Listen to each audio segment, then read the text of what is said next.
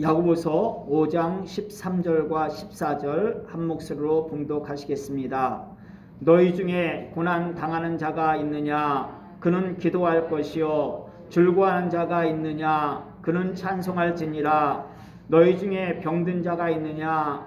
그는 교회의 장로들을 청할 것이요. 그들은 주의 이름으로 기름을 바르며 그를 위하여 기도할지니라. 아멘. 오늘 말씀의 제목은 고난 당하는 자, 즐거워하는 자입니다. 장막터를 넓히라. 고향교회 표어이지요. 성경에서 알려주는 장막, 짐승 가죽으로 만든 천막이에요. 휘장들은 건축물이에요. 사람 모여드는 장소입니다. 그런 장막을 세우거나 넓힐 때 지켜야 될 법칙이 있겠죠. 튼튼히 하는 거예요. 견고하게 하는 겁니다. 생활 장막터, 예배 장막터 넓히자. 송구영신 예배 때 설교 내용이었어요. 믿음 장막터를 넓히라. 지난 주일 설교 내용이었어요.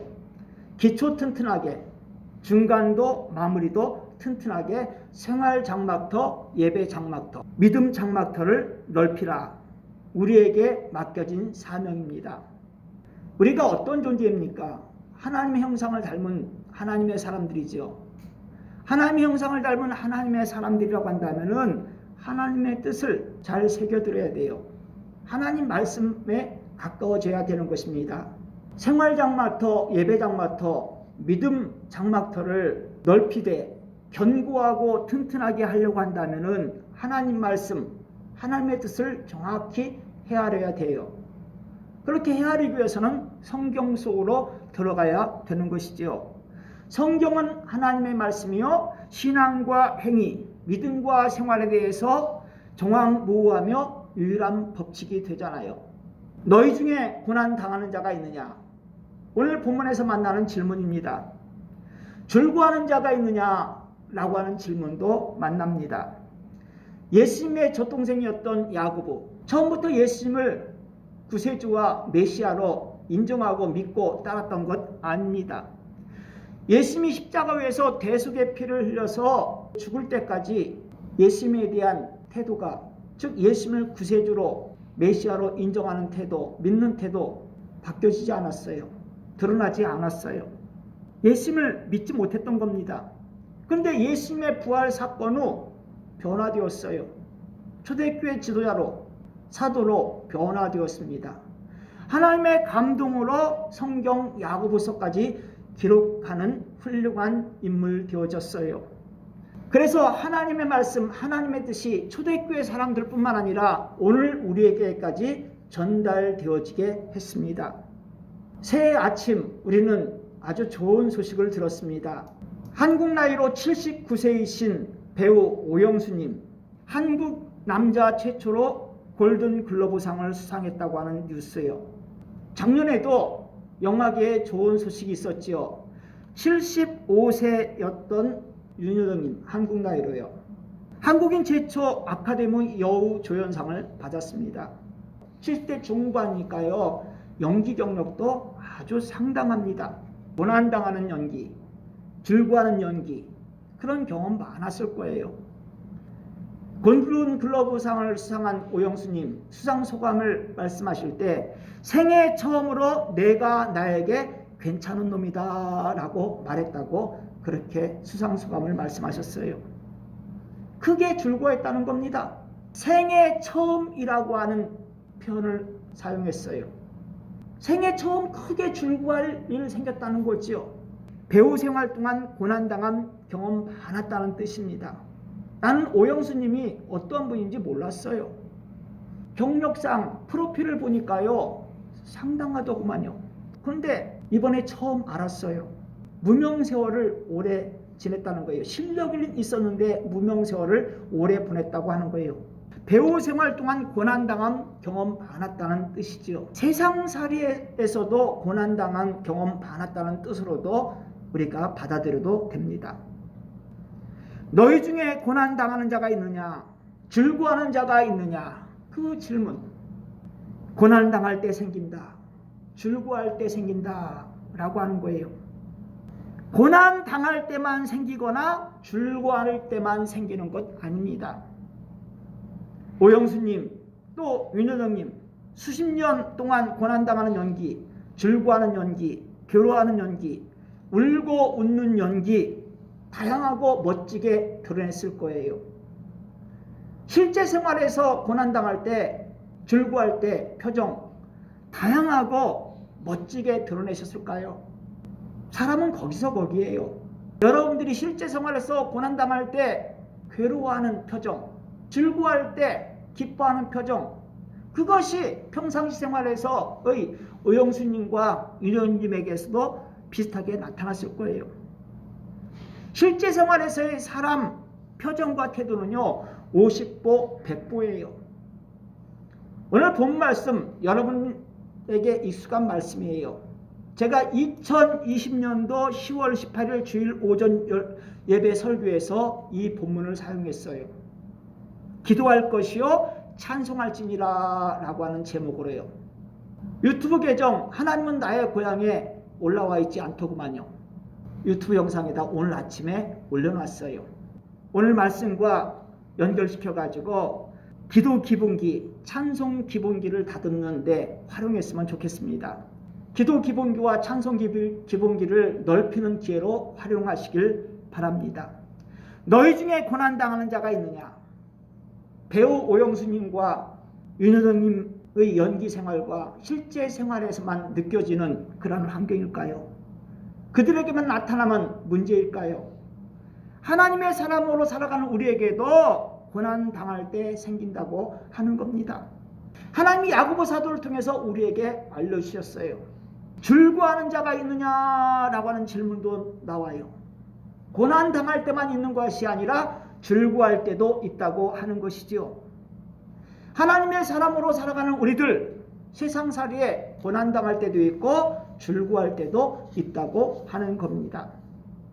우리가 배우처럼 골든글로브상과 아카데미상을 수상한 오영수님이나 윤여정님처럼 뛰어난 연기 드러낼 수 없어요. 그렇지만 하나님이 보시기에 좋았더라라고 하는 모습을 드러내야 될 하나님의 형상 닮은 하나님의 사람들이니까요. 하나님께서 원하시는 뜻은 드러내야 되는 거예요. 우리의 일상생활에서요. 우리의 믿음 생활에서요. 하나님께서 원하시는 뜻이 뭡니까? 오늘 본문에서는 뭐라고 합니까? 너희 중에 고난당하는 자가 있느냐라고 하는 질문만 하지 않았어요. 즐거워하는 자가 있느냐라고 하는 질문만 하지 않았어요. 너희 중에 고난당하는 자가 있느냐? 그는 기도할 것이요. 즐거워하는 자가 있느냐? 그는 찬송할지니라 라고 하는 말씀을 주셨어요. 연기에 뛰어나지 않아도 된다고 하는 거예요. 우리는 배우가 아니잖아요. 하나님 앞에 서 있는 존재니까 하나님 앞에 솔직한 모습을 보여줘야 되는 거잖아요. 하나님의 뜻대로 해서 하나님을 기쁘시게 하는 거죠. 하나님의 뜻대로 해서 하나님을 기쁘시게 하면 되는 거예요. 야고보 사도를 통해서 하나님께서 우리에게 알려주신 하나님의 그 뜻이 뭐냐? 고난당하는 자, 고난당하는 사람 되었으면 기도하는 것이 최선의 방법이다. 즐거워하는 자, 즐거워하는 사람 되었으면 찬송하는 것이 최선의 방법이라고 알려주시는 거예요. 하루나 이틀 정도로 끝내지 말고 계속 기도하는 겁니다.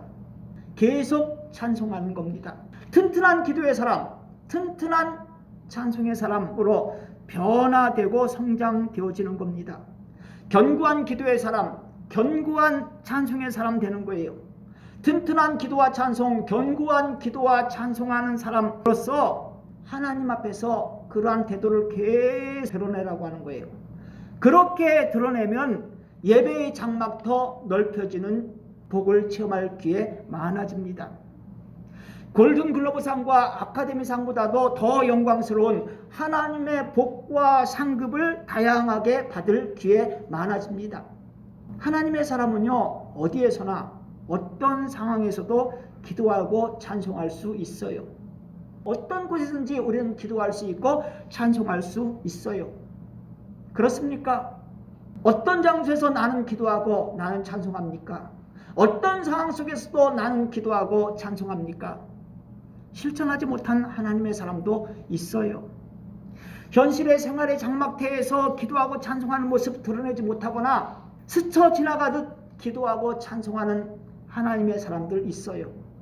나의 모습일 수 있고 여러분의 모습일 수 있어요. 그렇습니까? 그래서 우리에게 예배의 장막터가 필요한 거예요.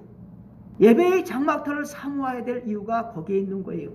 예배당에 나오면 기도하게 되잖아요. 예배당에 들어오면 기도부터 하는 것이 상식이에요. 예배당에 들어오자마자 헌금 앞에 서는데 그거는 곁가지고요.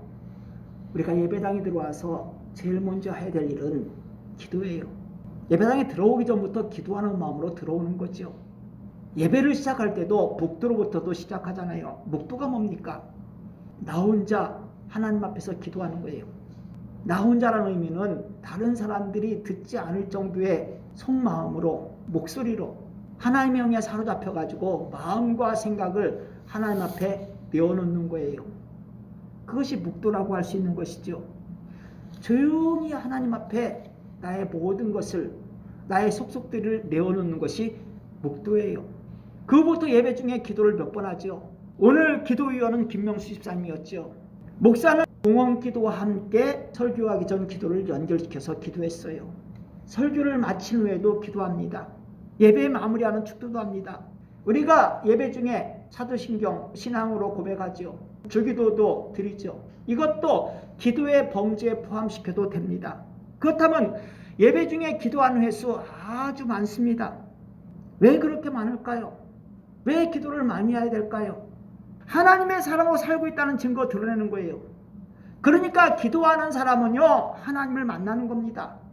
기도 내용을 들으시는 하나님, 기도한 내용보다도 안전하고 확실한 하나님께서 기뻐하시는 뜻대로 응답하시는 하나님을 만나는 거예요. 그래서 기도하는 사람은요, 기쁨 생겨요. 기뻐할 일 많아집니다. 행복해집니다. 너희 중에 고난당하는 자가 있느냐? 그는 기도할 것이요. 아멘입니까? 기도하는 사람에게 기쁨 생긴다. 기뻐할 일 많아진다. 행복해진다. 오늘 본문에 적용시킨다고 한다면요, 즐거워하는 자가 있느냐? 찬송할지니라 하는 거 되는 거예요. 기도할 것이요와 찬송할지니라를 떼어놓는 것이 아니에요. 기도할 것이요 찬송할지니라 한 묶음 되게 하는 거예요. 우리는 기도와 찬송을 한 묶음으로 연결시키는 믿음 생활을 이어나가야 돼요.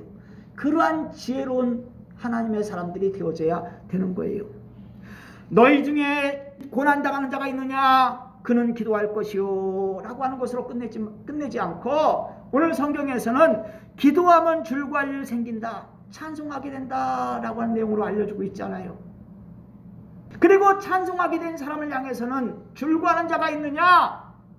그는 찬송할지라로 끝나지 않아요.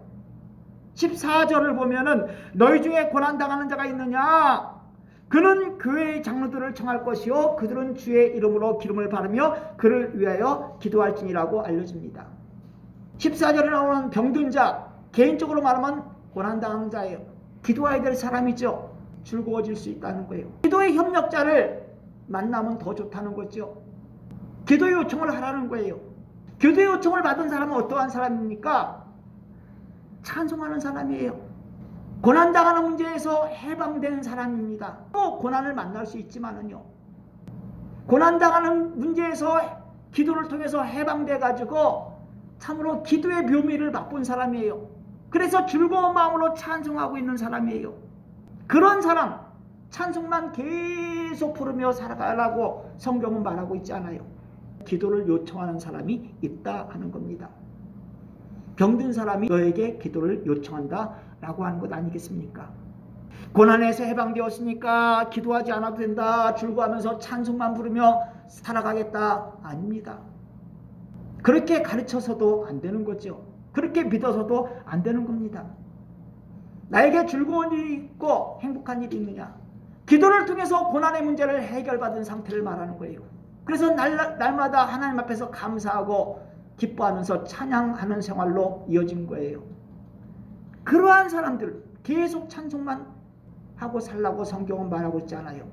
이웃을 위해 기도할 일 생긴다라고 하는 거예요. 이웃을 위해서 기도하는 사람 되라라고 하는 거예요. 세상살이 속에서 줄구하면서 찬송 부르다가 자신을 위해서 기도할 일도 생기는 것 아니겠습니까? 이웃을 위해서뿐만 아니라요. 찬송하는 사람은 기도하는 사람 되어져야 되는 거예요. 기도하는 사람은 반드시 찬송하는 사람으로 연결되어지는 것이고요. 기도하면 어떻게 된다고 했죠? 주일 오전 예배 순서를 예로 들어보면은 기도하는 횟수만큼 찬송하는 횟수 많습니다. 무슨 뜻일까요? 오늘 본문과 연결시키면 기도는 100%다 그렇다고는 할 수 없지만은 고난의 문제에 많이 연결되어 있어요. 기도는 소원을 아뢰는 거잖아요. 우리가 하나님께 소원을 아뢰을 때 수고하고 무거운 짐에 대한 것에 대해서 해결받기 위한 소원을 아뢰을 때가 많잖아요.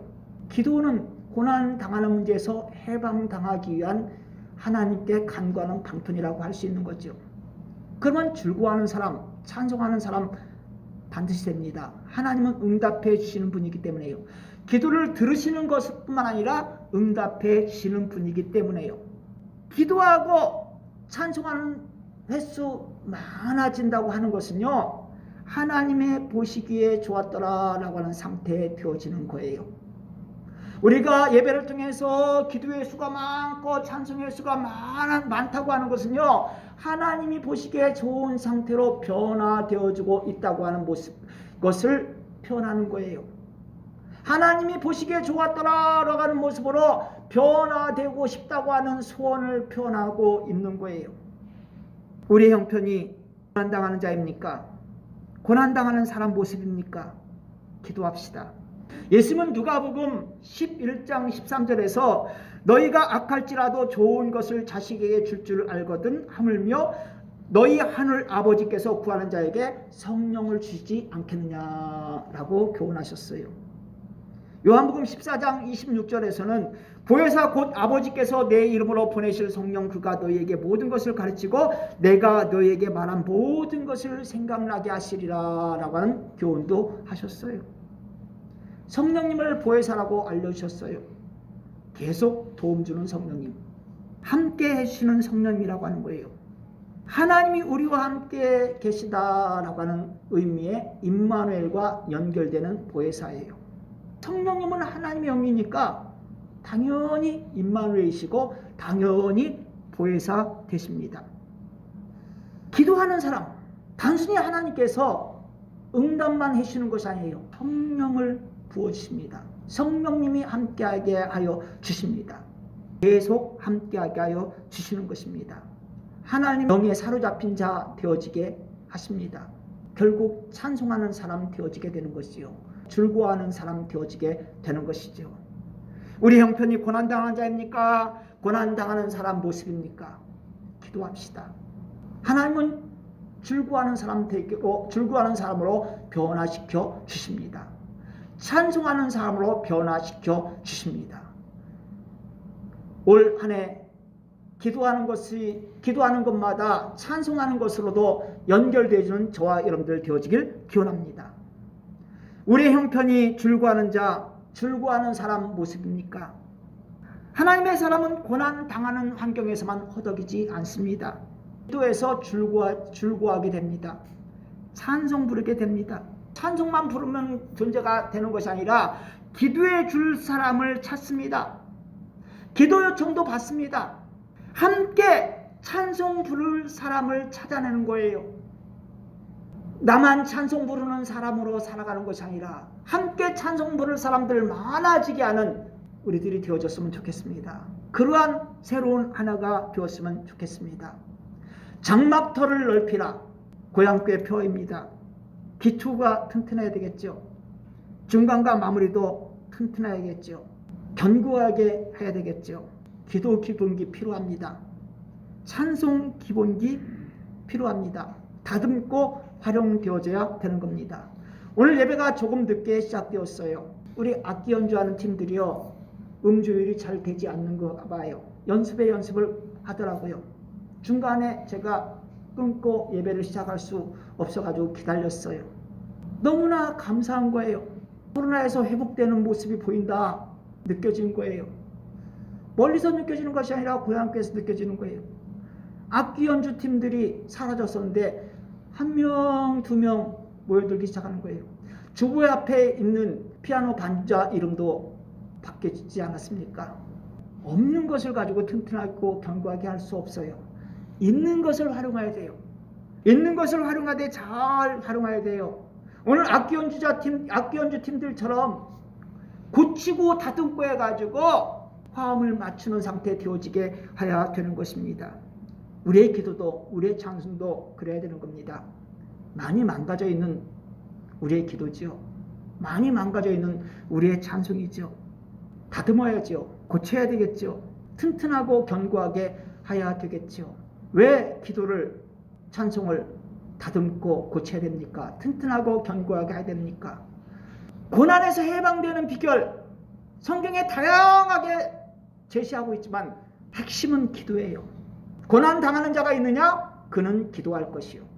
야고보의 말이 아니에요. 야고보의 교훈이 아니에요. 하나님께서 감동 주셨어요. 야고보에게요. 즉 하나님의 말씀이에요. 하나님의 뜻이에요. 기도할 것이요 라고 끝난 것이 아니에요. 그는 찬송할지니라 라고 하는 상태로 연결되어지는 거예요. 고난당하는 자, 고난당하는 사람, 기도하면 찬송하게 된다 이거예요. 즐거워하게 된다라고 하는 거예요.